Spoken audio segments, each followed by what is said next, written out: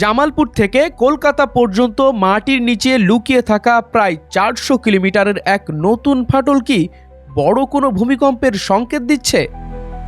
বাংলাদেশ ও আন্তর্জাতিক গবেষকদের একটি দল সম্প্রতি এমন এক সক্রিয় ফল্ট লাইন শনাক্ত করেছেন যা থেকে যে কোনো সময় রিক্টার স্কেলে প্রায় 6 মাত্রার ভূমিকম্প আঘাত হানার আশঙ্কা রয়েছে।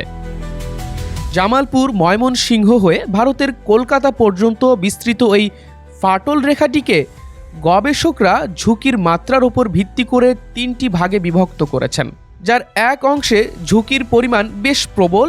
সম্প্রতি 21 থেকে 22 নভেম্বরের ভূমিকম্প সহ দেশের বিভিন্ন স্থানে ঘন ঘন কম্পন যেন এই নতুন আবিষ্কৃত ফাটল রেখার বার্তাকে আরও জোরালো করে তুলেছে।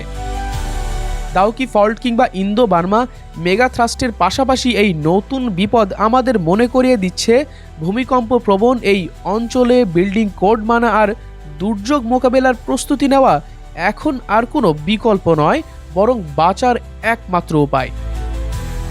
নিয়মিত গুরুত্বপূর্ণ আপডেট পেতে আমাদের সঙ্গেই থাকুন। বিজেএন টিভি 24, সংবাদ যেখানে, বিশ্বস্ততা সেখানে।